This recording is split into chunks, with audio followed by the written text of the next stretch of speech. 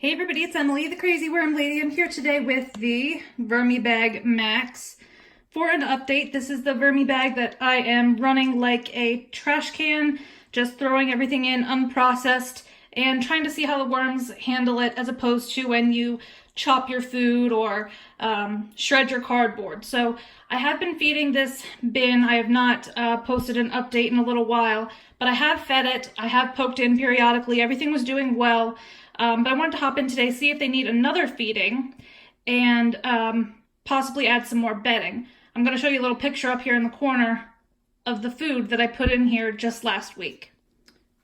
Alright guys, so here's the bubble wrap that I leave across the top to kind of hold some of this moisture in the bin. You can actually see there's a little bit of condensation built up underneath of this, and that's actually a good thing because this bin tends to run much drier than other systems. So being able to hold some moisture in is definitely a positive. So I'm going to pull back this newspaper, and I just saw like 2 fruit flies, but nothing crazy, and see what we have down in here.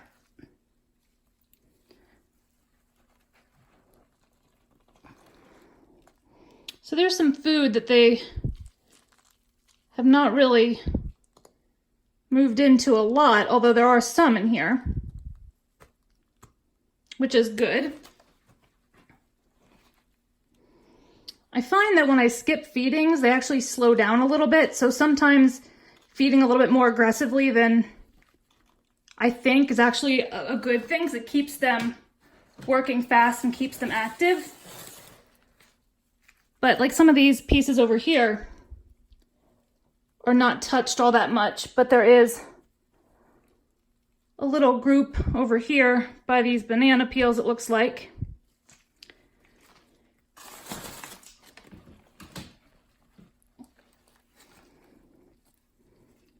Just very minimal worm activity, but I didn't feed this that long ago. Ooh, there's some fruit flies down here. I'll have to smother this out pretty quick. But it doesn't look like they've really worked in as much as I would like, so I'm not going to feed them today. What I am going to do is pull up all of this whole bedding and flip it over, since there's some fruit flies in here that will help to smother them out a little bit. And also just provide an extra cover so that the worms can